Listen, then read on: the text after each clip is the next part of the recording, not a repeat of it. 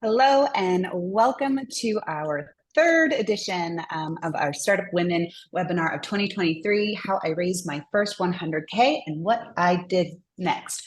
My name is Crystal Falea and I am the Managing Director at Startup Canada.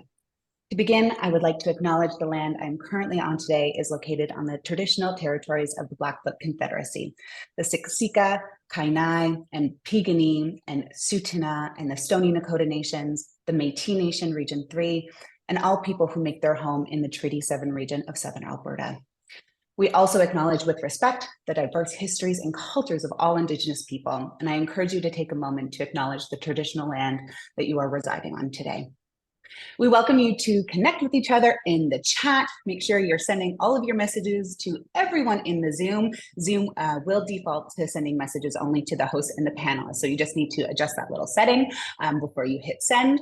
Today's session is being recorded and will be added to our YouTube channel and Facebook page following today's event as a live and living resource. So if you miss anything, you'll be able to catch up. So for those of you who are not familiar, Startup Canada is a national nonprofit that is the gateway to Canada's entrepreneurial ecosystem. We are here to connect entrepreneurs with the support, community, and tools they need to build a successful business in Canada. Since launching in 2012, Startup Canada has grown to support more than 130 entrepreneurs annually, with an ever-growing community of ecosystem partners from coast to coast to coast. Dedicated to showing up for women all year round, our Startup Women program is an annual program offering support for early stage women identifying entrepreneurs across Canada through topic focused webinars like today, our industry advisory circles, and one-on-one meetings with startup women leaders. We know that when you support women, you support a nation. And we've got a lot of good actionable takeaways that we'll take away from today's conversation. But before we get into the meat, I do have a little message that I'd like to share from our co-presenting partner, the Scotiabank Women's Initiative. Just give me 1 second here to get this queued up.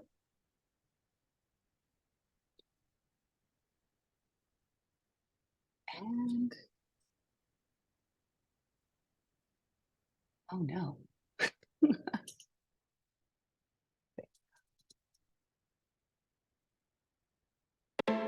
The Scotiabank Women Initiative is dedicated to your success on your terms. I'm shaping our industry's vision for the future.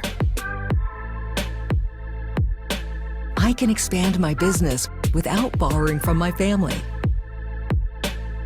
I know I can face anything thanks to my network. I'm ready for my next chapter. I'm inspiring future leaders. I'm making sure my family's future is secure. Define your success, and we'll help you achieve it. With unbiased access to capital and tailored solutions, bespoke specialized education, and holistic advisory services and mentorship. Join our community of women today, the Scotiabank Women Initiative. Excellent.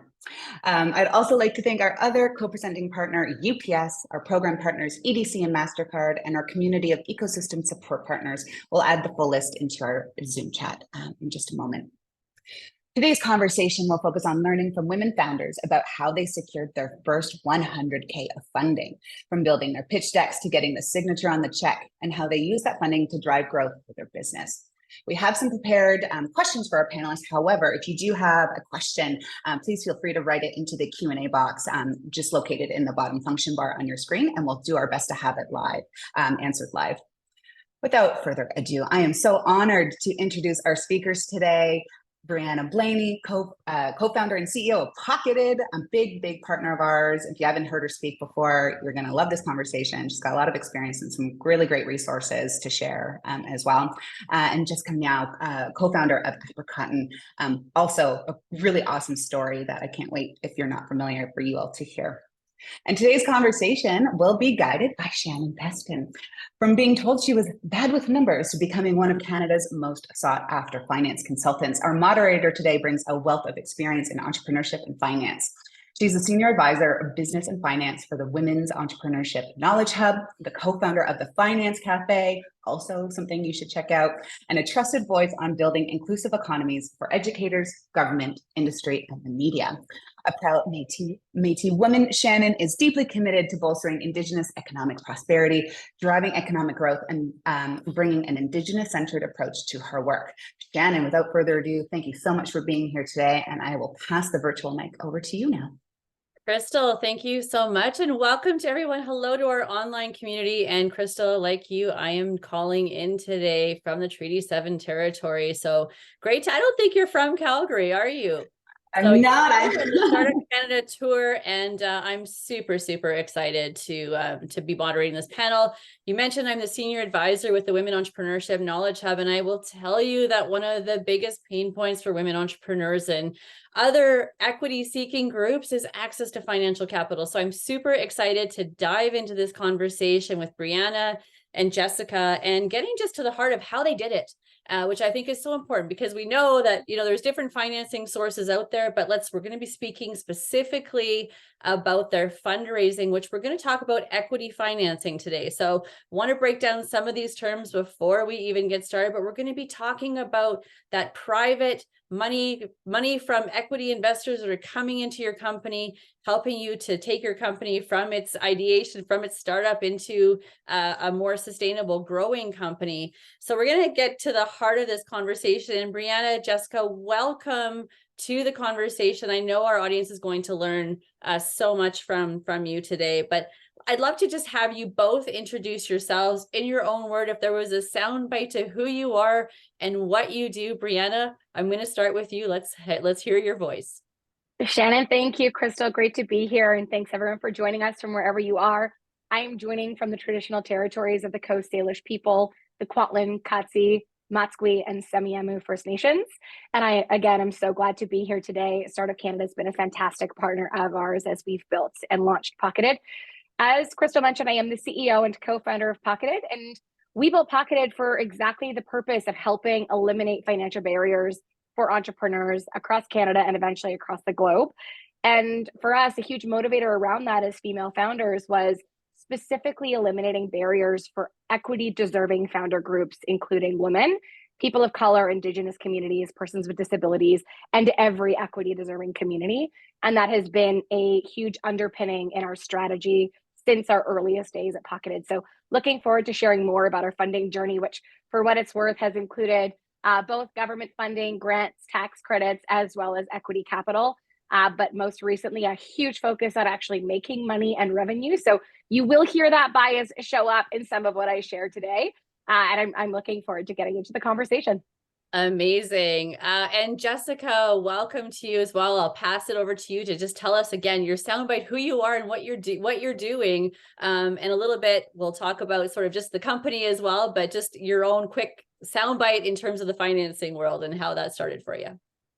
Yeah, thanks so much, Shannon. Happy to be here as well. I'm Jessica. I'm the co-founder of Apricotton, the only bra brand globally that designs bras that grow as girls grow. So girls can fit into the same bra when they develop from an A to a D cup, to help the 90% of girls who are embarrassed to wear their first bra. So I've personally been leading our Gen Z community. We've grown it to 170,000 followers and 30 million organic views across social media by becoming girls' online big sisters to help them feel confident while growing up. And I'm very excited for this talk. Fundraising has been very top of mind over the past year for us. And we are currently just wrapping up our pre-seed round. We started it around this time last year, and it's mainly been from angel investors. So yeah, excited for this conversation to hear. So amazing. I think already we've heard a whole bunch of financial terminology, which is why it's so important that we just kind of bring it back to the basics. And just, there's so many people out there, whether we're starting our businesses or growing our businesses, financing, the conversation of financing, it might change a little bit, but we always need to be thinking about financing. And you've mentioned some internal and external sources, Brianna. But let's talk about, what was your overall strategy, Brianna? I'm still going to start with you, but what was your overall strategy for fundraising and thinking about those early days and securing that initial funding? why did you take the strategy that you did? How did you know that seeking equity was ultimately going to be the right thing for your business specifically? And how did that money impact the business's growth and development? So Brianna, let's start with that question with you. Yeah, Shannon, great question. And I want to start by saying that raising equity is not the right path for most companies. Most companies should not raise equity, are not equity backable from a venture or angel perspective, because when you raise equity investment, you are expected to deliver a certain type of return. And not every business is set up to do that. And frankly, not every entrepreneur wants to do that. And both of those things are okay. I have seen exceptional businesses, and through Pocketed, have supported over 12,000 exceptional businesses on their funding journeys, and can tell you that some of the best businesses I see are not venture backed or equity backed. They are businesses that from day one are scrappy and bootstrap and focus on building financially sustainable companies. So I want to preface my answer with that, because we're going to talk a lot about equity today, but it is not the only path to building an excellent business. If you are in a position similar to where we were 2 years ago when we raised money, you may decide that pursuing equity does make sense for your business. And we built Pocketed out of a fairly dramatic pivot during COVID. We had been building an HR technology company. We had pilots live in the market, but it was built for restaurants and retailers, and our customers took a huge hit. And ultimately, the timing was wrong in that business. Based on our own experience with government funding in that journey, we saw this opportunity and then sought to capitalize on it, which was what led us down the journey to building Pocketed. And ultimately, after building multiple companies, I've built service companies, technology companies, so has my co-founder. This was completely different than anything either of us had ever built before. From a traction, a momentum standpoint, we oversubscribed our alpha at the sign-up stage by 500% in 48 hours. The same week I found out I was expecting my first baby. And then it just was a rocket ship from there. So for us, the reality was we couldn't afford to bootstrap that business and achieve the growth that we needed to achieve and keep up with the growth that we were experiencing. So because we had really strong proven traction, there was already interest, there was already customers, we were already acquiring users at a substantial pace.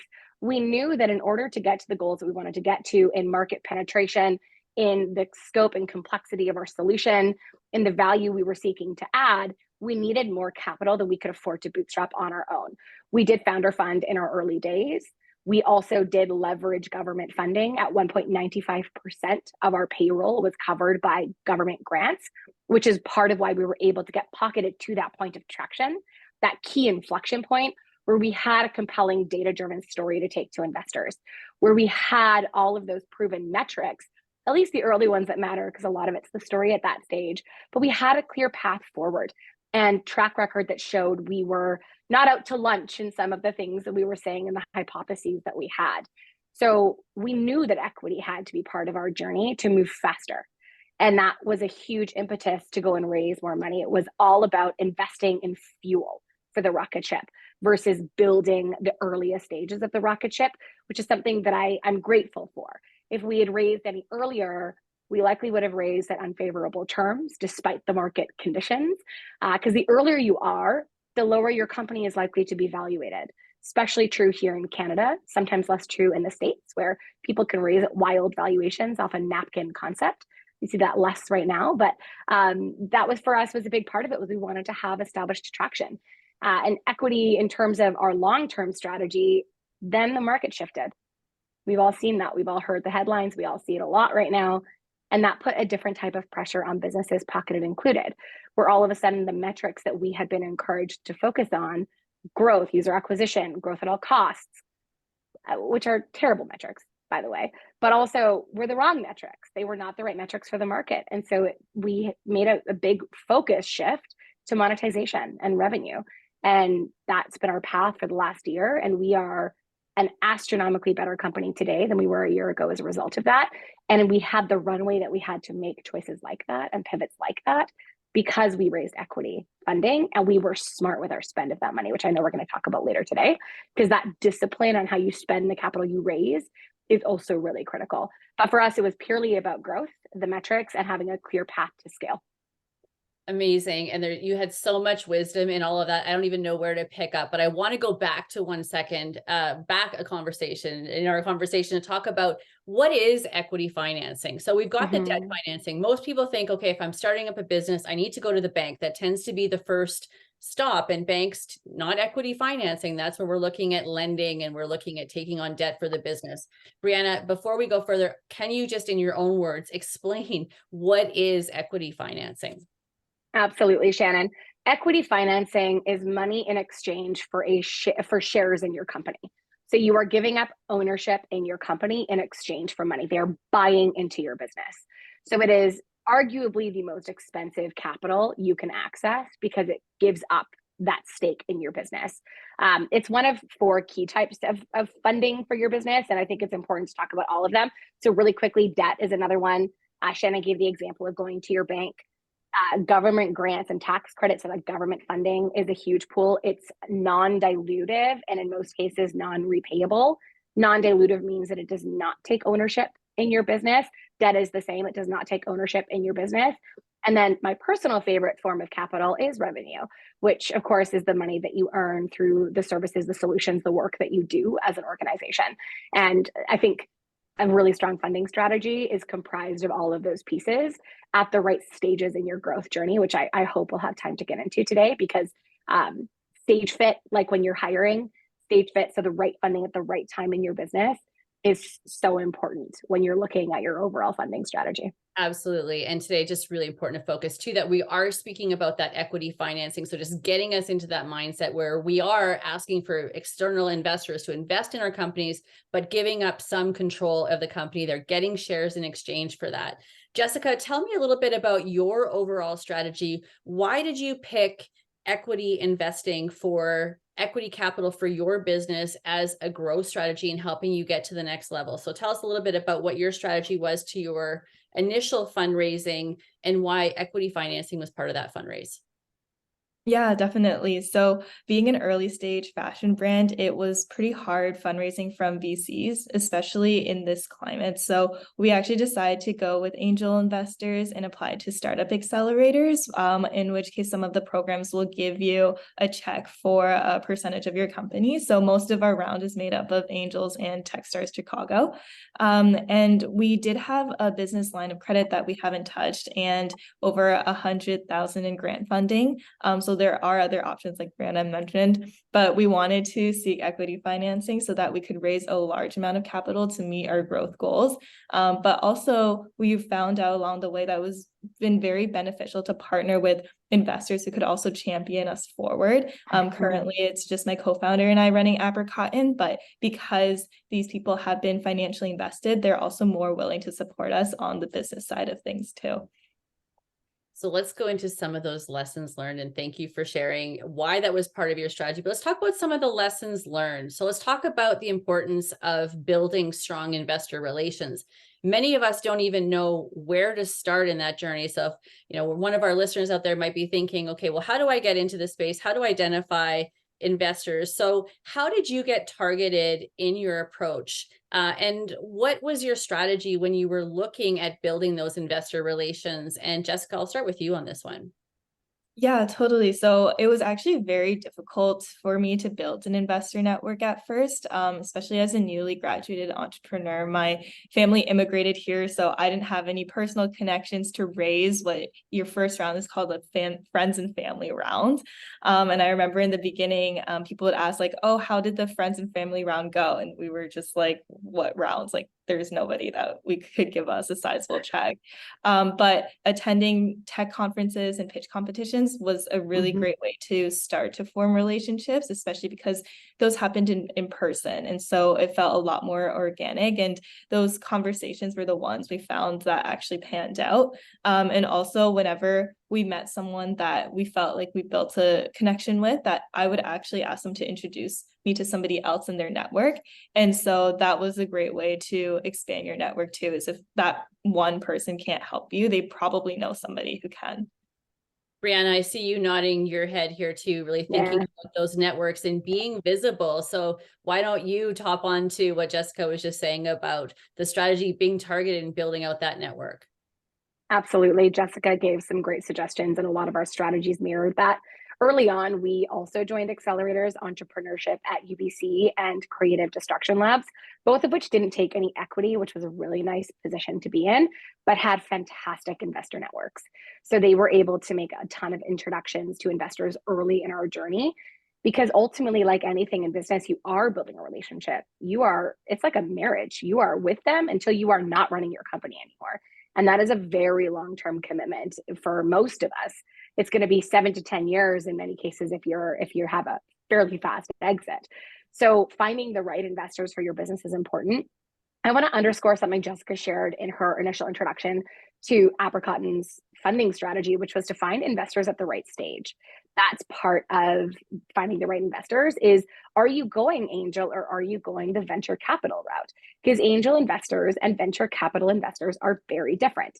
You can also look at private equity, and there's just a lot of different places that will invest equity investments in your business.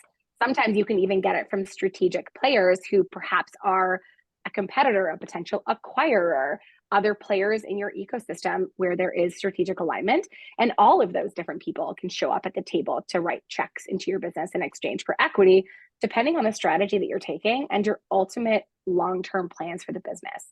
So at Pocketed, we leveraged relationships through the people that we met early on in our accelerators. We ended up inviting folks onto our board. They championed us through our round. We had advisors that we would call at 7 a.m. on a Sunday who would take our calls while they were riding their bikes to answer questions about fundraising, because for me, it was my first time fundraising, and it's completely different than anything I've ever done in my life. And I found parts of it really daunting and really hard. I loved parts of it. I think you learn a lot about your own business as well as the world through the process. I would say, it was some of the best consulting we got for our business, and free consulting, because they're listening to you pitch and giving you their honest feedback, asking you really targeted questions that helps you to refine your pitch, but also just overall refine your business model and what are you building and why, and who are the competitors. And it's just insightful. So I think when you're seeking to raise money, for us, we took the approach of identify who we wanted to raise money from, seek to build relationships. We raised in a purely virtual environment in 2021. So we didn't have the ability to build those in-person connections, which I wish we had. We raised fairly quickly in about 60 days. And again, the market was different in 2021. That was more normal in 2021. We ended up setting our own terms of our round, which is also unusual, and converting from one financial instrument to another at the request of a lead investor. So there's a lot to learn from fundraising. And I think surrounding yourself with fantastic advisors, people that know what they're doing, can help you navigate through the world is a critical part. And for us, a huge reason I think we were successful. Jessica talked about asking for referrals. We did the same. Oftentimes people would bring a friend or two in. So for us, finding the right investors that were excited about what we were building, willing to champion us, but also willing to allow us to run our business, ultimately was a priority for us. And I'm grateful for the investors that we have on this journey with us today. So you mentioned angel investors and you mentioned venture capitalists. Who wants to take a stab at explaining the difference between both? Brianna, why don't I start with you, and then Jessica, I'll let you add on to Brianna. But angel investor versus venture capitalist, what's the difference? Yeah, absolutely. So angel investors tend to be individuals that are writing checks personally. Sometimes there are angel investor funds, groups, networks, alliances who will write checks as a group, meaning they come together, they all invest a certain amount of money individually into a fund so that they can all be involved in making investment decisions. We raised from a few of those. An example of those is Women's Equity Lab. It's a group of women investors who all come together to write checks as a group. The benefit of the group approach in angel investing is that you share a lot of the due diligence and just the knowledge. So it's a great way for angel investors to get started. We also then have the other side of it, which is venture capitalists. And they're a lot of the ones that you hear that backed WeWork and backed Uber and write huge checks with correspondingly huge expectations in the return on their investment. So they're typically looking to see a different velocity of growth and a different ultimate outcome. So they care a lot about the size of your market opportunity. They care a lot about how fast you can go. They want to see that if they put $1 into one thing, it's going to result in, $500 in generated value. So there is a slightly different expectation around the ultimate trajectory of your business is how I would define it. Jessica, anything you would add to that definition? No, honestly, I think that was pretty comprehensive. Yeah, thank you for that. Because I think it's really confusing to know who to start with. And angels will typically come in earlier as well. So I mean, we're thinking about angels even before we're coming into the venture capital space. But also it also depends on what type of business you have. And again, that trajectory for growth. So we really have to understand as entrepreneurs, what is our business? What is that growth strategy? What are we trying to accomplish? And I did see a question come in the chat about knowing the business plan and how much we actually need to raise, which is also a really another part. We'll talk about that in a second as well. I want to talk about maybe some of the mistakes that you would have made, or, when you were going through that relationship building, is there, if there was a thing to avoid, what would that be? And maybe on the other side, if there's something to really do and focus on, what would that be? Jessica, I'll throw that to you. Yeah, I would say one of the biggest ones, which is pretty common, we learned after talking to other founders, is to not start fundraising until you're around 90% ready. Like a lot of people will start reaching out to investors without having, your data room prepared and things like that. We were very lucky. Our very first angel investor was super kind, but we didn't expect such a quick yes. And we were so focused on pitching and trying to convince investors that it got very stressful figuring out the logistics of even like wire transfers and using DocuSign, like the smallest things that you wouldn't normally think about when you're raising money. So yeah, it's really important to have the data room prepared so that you can get back to investors right away and answer their questions quickly, because momentum is really important. Great advice there. And Brianna, what advice would you have about maybe things not to do or things that you really should do when you're building out that network and getting yourself out there and ready to start the pitch? Yeah, I have a slightly different take on it than Jessica. I actually believe in building relationships early. And I think that it's never too early to start having conversations with investors. Help them understand your business. Be clear that you're not fundraising today. You're seeking to build relationships.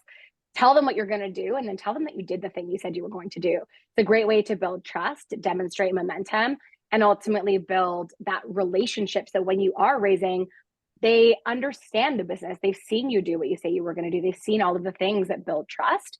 So I would, for me personally, suggest building relationships sooner than later. And I think that happens a lot when you're at events.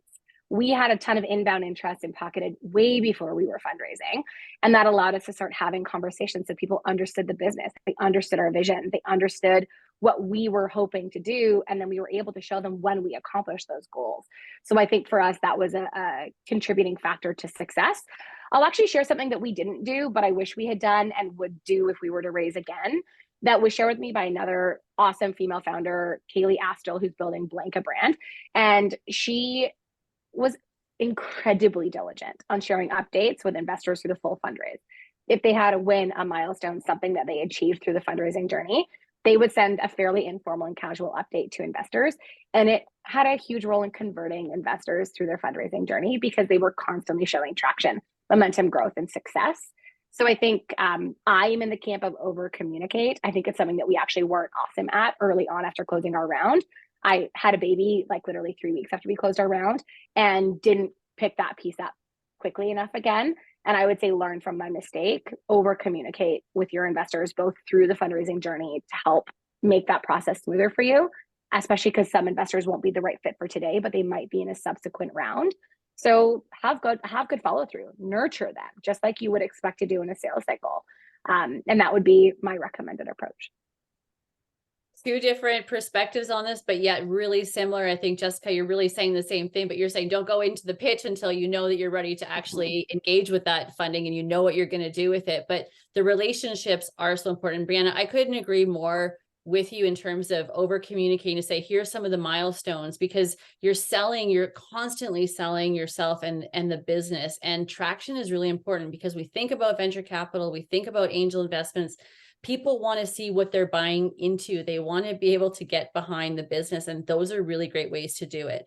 Okay, back to now the pitch itself. So we've talked about identifying some of the investors, but let's talk about the pitch, because the pitch is not just, hey, you show up one day and you're like, here's a slide deck. I mean, your pitch, like, it's a very strategic, you've got a short soundbite, you've got short time to get your messages out. So what are some of the effective pitching techniques that worked for you in convincing investors to believe in that vision?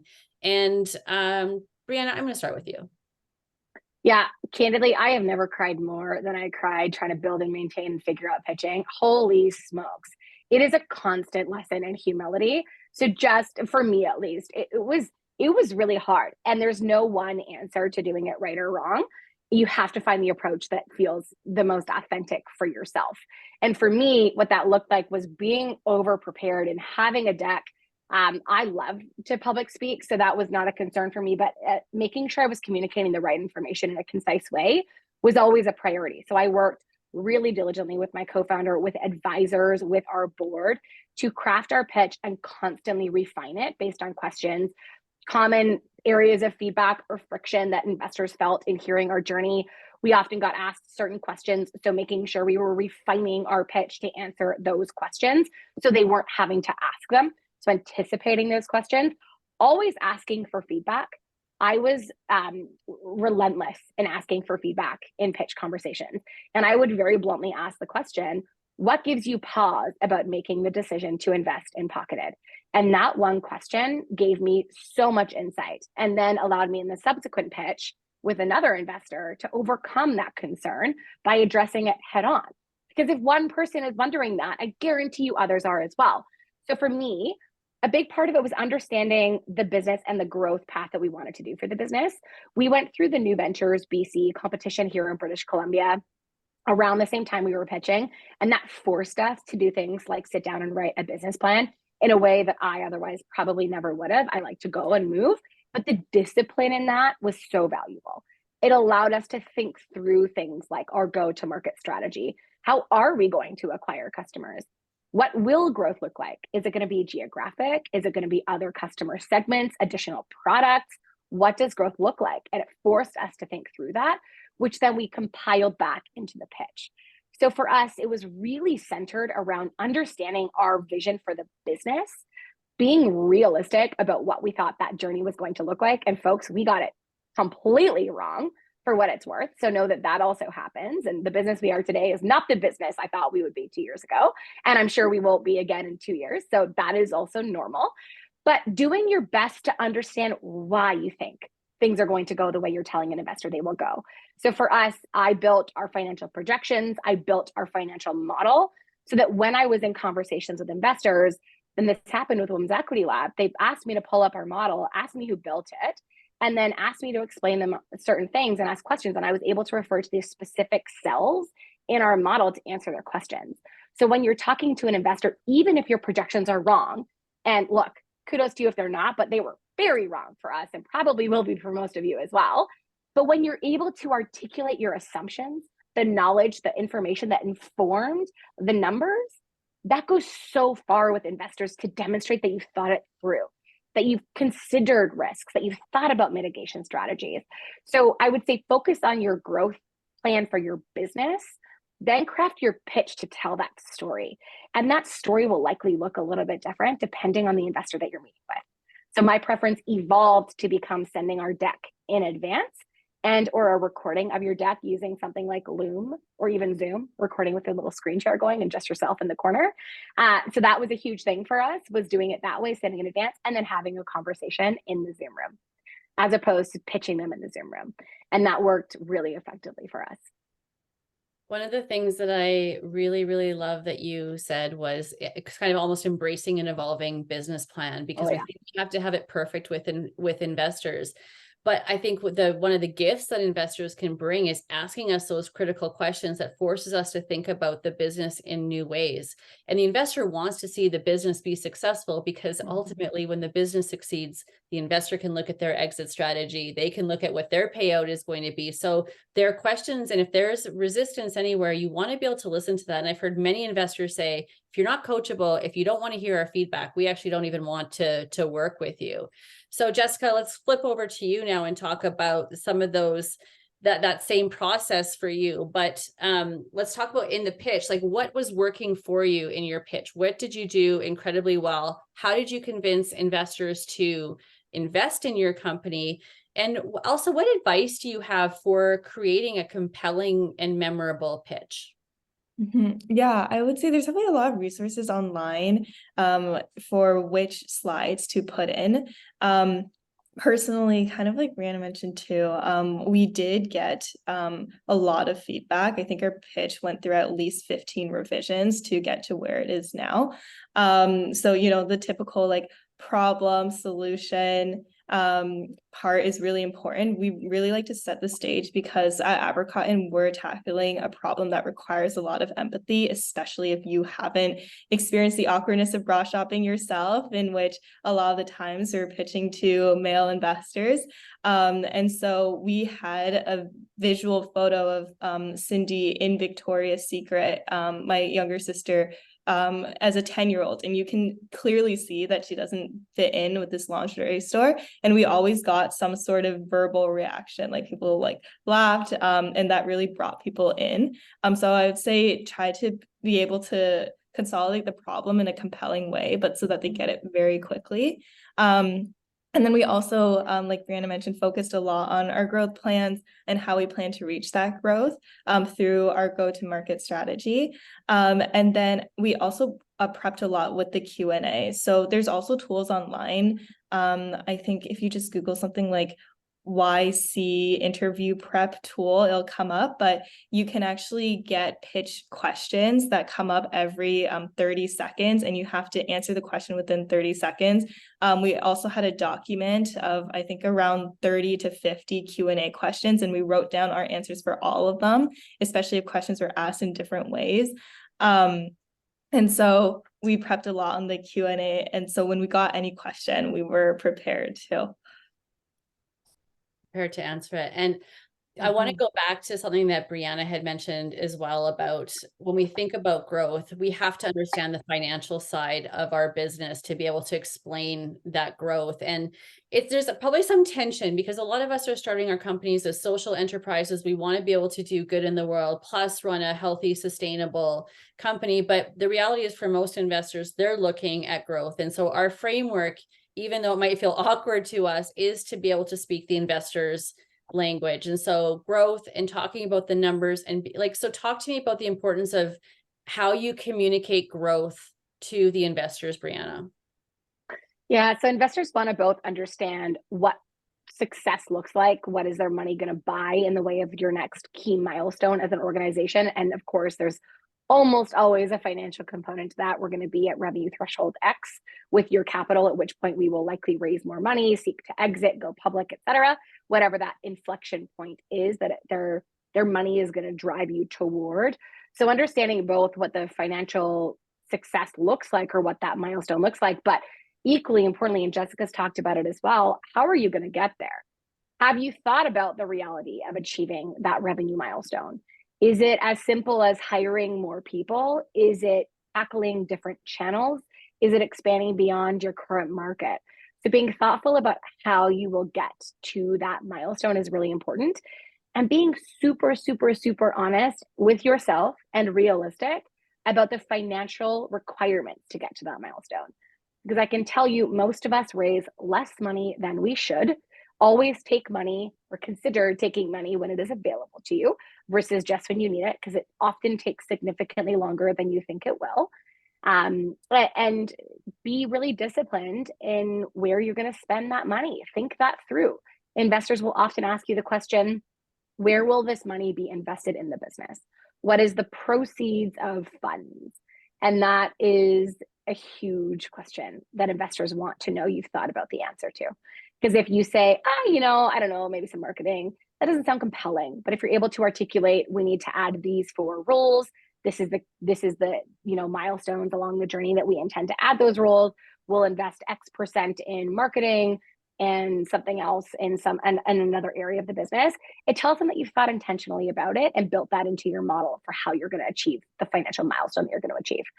So that is, Shannon, I hope that answers your question, but I think that's a really important part of being ready to raise from investors, because they're putting their money in your business. You 100% have to be accountable to them. Yeah, how are you going to spend it? And how do I know that was a good return on that money that I was putting? And I did know somebody put in the chat earlier, like, how much do you know how to ask for?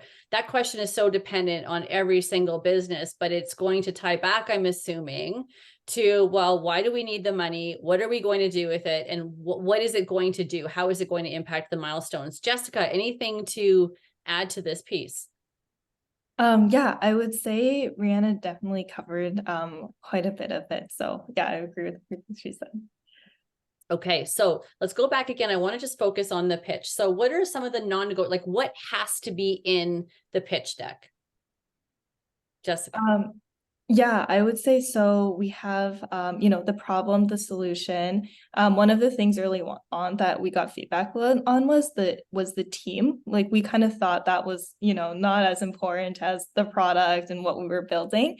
But we saw, once we shared a little bit of credibility on our background and then our advisors and people who are helping us, that actually was more compelling, because we found that a lot of investors also are investing in you and their belief in the founding team over, not the idea, because good founders can pivot, they can change their idea like Brianna did, and still manage to be successful.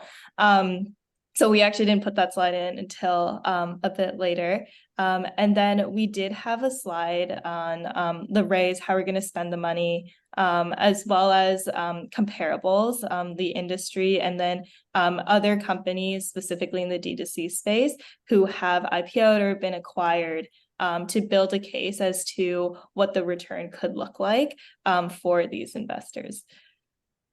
Thank you. I just want to say to everyone that's listening, and if you have questions, put them in the Q&A. Crystal's going to be checking that out. We're going to give about 10 minutes, in about 7 minutes time, to start going into some of those questions. Brianna, I want to ask you a little bit about due diligence. So after you've gone through the whole pitch, you've built your relationship, you've gone through the pitching process. Now someone's like, I'm in, I want to be able to invest my money here. But then there's this whole other world that opens up after that, which is around due diligence. So maybe just comment a little bit on what entrepreneurs can expect in that phase. Absolutely.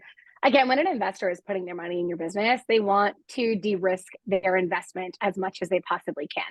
It's why it's so important to demonstrate that you've thought through those likely barriers, challenges, things that you will encounter along the journey, and have a thoughtful approach to how you will mitigate those challenges and be able to respond to those questions. So due diligence is part of every fundraising journey. There is a beautiful thing that happens once you've hit a critical mass with the right investors, in which case investors will often do what's called piggyback on other investors' diligence. For example, if I know Crystal and I trust Crystal, and I know Crystal has already assessed Shannon's business, and Jessica has also done her due diligence, and I know and trust Jessica, I might have a conversation with Shannon, say, I really like what you've done. Who else is investing? Hear that Crystal and Jessica are investing. I may back channel to them and ask, hey, what were some of the things that concerned you? Is there anything that you think I need to dig more into? But then I may just decide to piggyback on the discovery and the learning they already did and say, great, I feel good. You've done the work. I'm just going to piggyback on that. And for us, that happened quite a lot, actually. So diligence in general is the process of an investor kind of looking under the hood. They want to suss out how much of this is exactly as you say, how much of this isn't. They want to understand other people's perceptions, experiences with you. They often will ask other people for their take on the market opportunity. That's a common one, depending on the type of business that you're building. And they also might even talk to people that have invested in competitors. What are the challenges that competitor business has faced? And we did have that happen. And I think it's a healthy approach for investors. You heard Jessica mention something called a data room. So to facilitate that discovery process, as a founder, I encourage you to build what's called a data room. And this is a central hub for information about your business.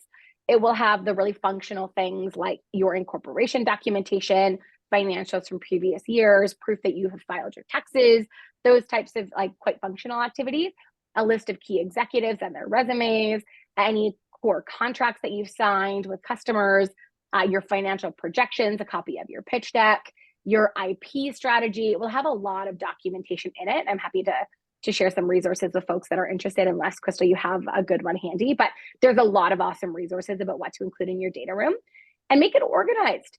Keep in mind that your data room is a representation of what it's like to work with you. So if you have a data room that is like randomly titled documents and disorganized, that reflects on you. So be disciplined, create folders for the different sections of content that are going to be in that data room. Have a centralized table of contents that links out to those resources.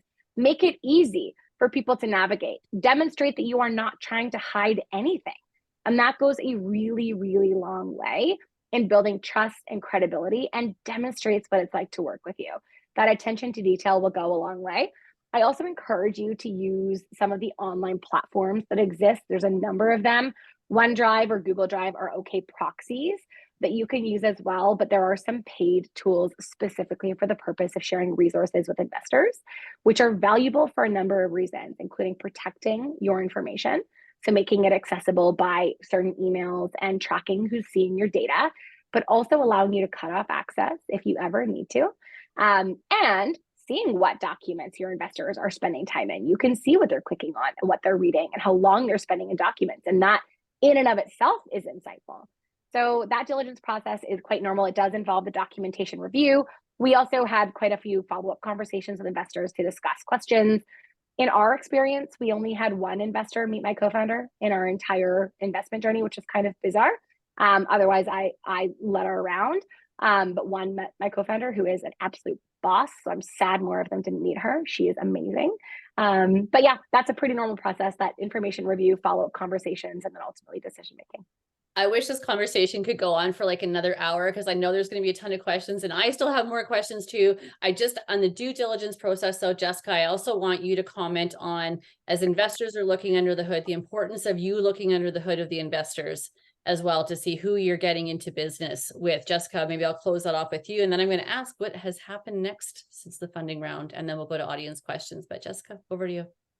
Yeah, I would say the only thing that I would want to add to what Brianna mentioned is, for us, especially when you're raising an early round, it's a lot of smaller check sizes.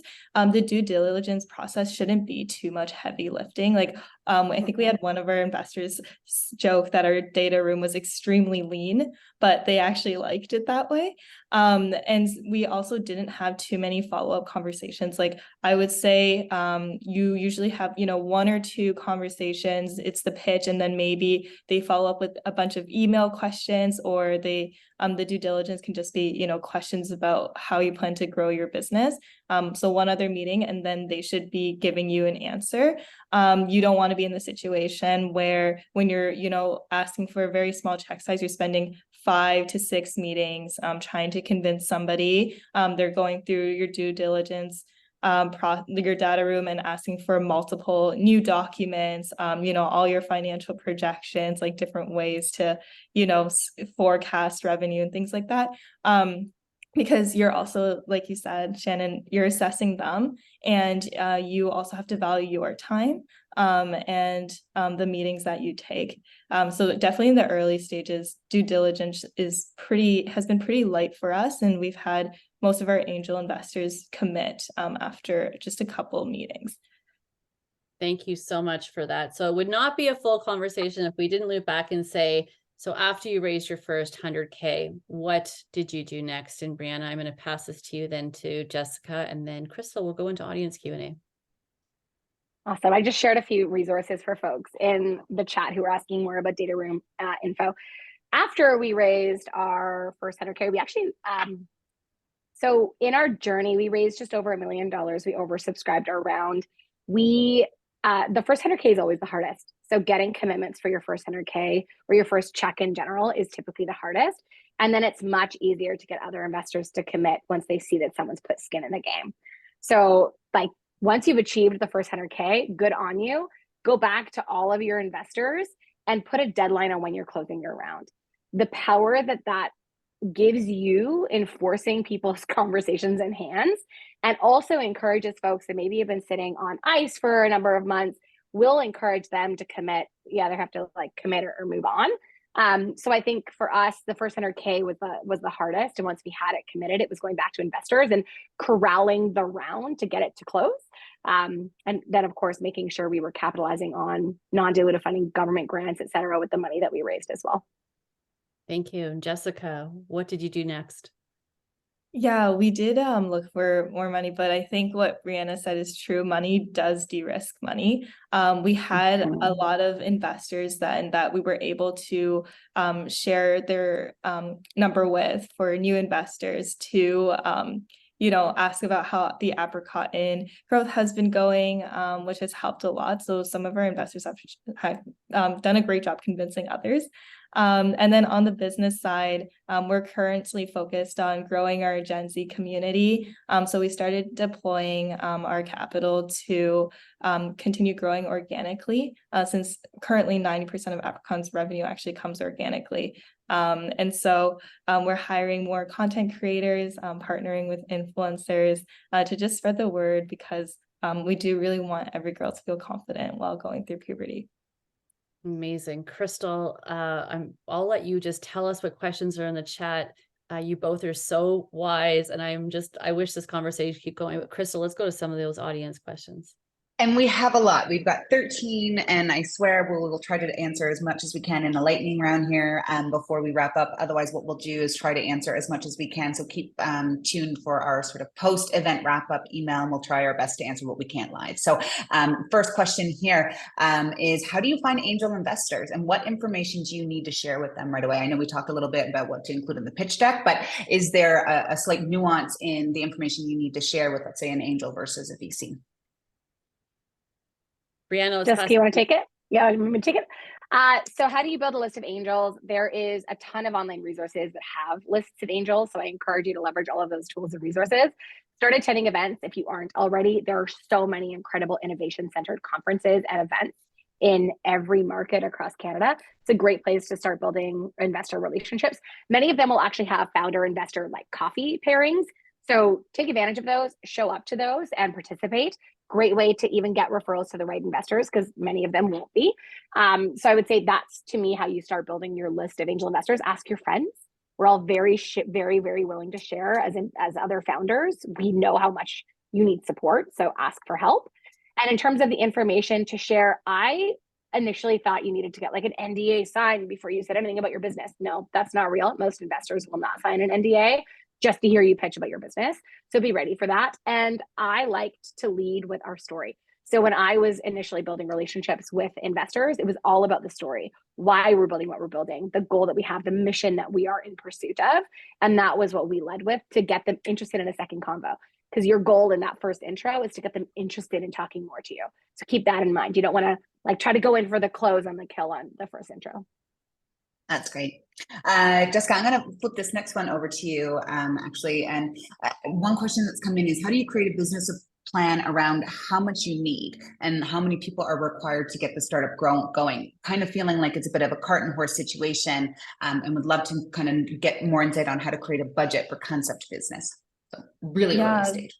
Yeah, that's a good question. We started with a financial model. So first we started with costs, like, setting up the Shopify, like things that you can actually project. And then we went and thought about the goals that we wanted to achieve. So how did we want to make revenue? For example, one of the things we decided early on is we didn't want to spend too much on Facebook and Instagram ads. We wanted to focus on the organic route. So we decided to allocate budget towards hiring content creators, then ad budget, and things like that. And then once you kind of come up with your costs, then you can calculate based on the number of people who, see your ad or see your video, for example, how many of those people will convert to sales. Obviously, if you're running a B2B business, it's a little bit different, but there is going to be some sort of way that you can calculate sales. And then you can set growth goals for yourself as well. So my co-founder and I also talked about, salaries for the team, like where personally do we want to be in 5 years? And, just back calculating to figure out how much you want to raise. Awesome. That's great insight. Thank you so much for sharing that. And I've got another question in here around funding models for a sustainable business. So versus setting up a business to be able to exit around, after the fact, what if you're trying to build and continue to provide jobs and have impact rather than sort of like building a business that you're going to try to move on from sooner rather than later. Revenue-based financing is rare, and all lending they found requires revenue before the loan or anything along those lines. But setting up manufacturing is expensive. Any thoughts on that, either Brianna or Jessica, from your perspective? Yeah, Tasha, I would recommend considering whether equity funding is the right path, given what you've described. Because at the end of the day, investors need to get a return, that they owe that to their investors. They typically have people that invest in their fund, so they have to have an exit of some sort. And that has to be an equity event where they get their money back out of the business. That can be going public, it can be getting a private equity investor, and it can be another investor buying it out. But there has to be an equity event for them to get paid back. So if you're not targeting that, then reconsider other options for growth capital. And based on what you described, manufacturing, in Western Canada and Eastern Canada, there is a ton of government funding to help accelerate that, because it's a known gap in our ecosystem. So I encourage you to take a look at the grants and tax credits that are available to subsidize that. You do still need to have access to capital of some sort, whether it's money that you've raised or bootstrapped or putting in yourself or from revenue, in order to use most government funding. But I would encourage you to consider other paths. That's great. Okay, we've got time for one more, and Jessica, maybe I'll throw this over to you, but I know, Brianna, you can have some perspective on this as well, is time management. Oftentimes you're early stage, you're just starting your business. Oftentimes it's just you in the business. Maybe you have a co-founder. Any time management tips when it comes to seeking financing while also being the one running the business and keeping the business going? Yeah, we found that fundraising is a full-time job. So my co-founder and I actually split our responsibilities because I'm the face of the brand on TikTok. I focus more on the marketing and the growth, and my co-founder will help with the fundraising pipeline, like lead the conversations, and then I usually join the actual meetings. But there's a lot of times where you're just emailing investors or chasing them that take up a lot of time, that I try to then focus on other business activities, so we're not just both doing that. One of the things that helped is we did build a sales pipeline similar to how you would close a business deal. So we had an Excel spreadsheet where we had leads, the number of times we've talked to them, how likely are they to invest, whether or not we should re-engage. At the beginning, it was very hard to keep track of everybody. It was a lot less formalized. And once we formalized this process, it became a lot easier to better manage who you want to continue chasing and who you want to, just get a confirmation, like a yes or a no from, and then move on. Thank you. We are at time. This conversation flew by. I feel like I'm talking faster now to get us in, but Brianna, Jessica, thank you so much for sharing so authentically and with vulnerability too, along with that journey. Looks like it's definitely not easy. It's not for the faint of heart, but thank you. We wish you continued success, and I'm going to pass it right back over to you, Crystal, but thank you so much for this time today. Well, thank you all so much for joining today's event. We do have a quick feedback poll that we will launch right now. We really greatly appreciate your feedback. I know we didn't get to everyone's questions. What we'll try to do is find some answers to those questions and share that in the post-event follow-up. So please stay tuned if we didn't get to your questions. Lots to dig into in this conversation. Thank you to our fantastic guests, Brianna and Jessica, for donating your time and expertise. And big thank you to you, Shannon, for leading today's conversation. It was awesome. So happy to have all of you involved in today. I'd like to take a moment to thank our co-presenting partners, the Scotiabank Women Initiative and UPS, our program partners, EDC and Mastercard, and our community of ecosystem partners. Our next and final webinar of the year, holy cow, we're already in fall, for Startup Women will be on November 29th. And we're also going to be talking about finances, and this one more specifically on financial fitness, keeping your books in shape. So we'll share a registration link in the chat for more information. Hope to see you there. Take care, everyone, and have a great rest of your day. And we'll see you on the next one. And see Thanks, you on Crystal. the tour. Thanks, Shannon. Thanks, Jessica. Bye. Bye, everyone. Thank you so much. Bye.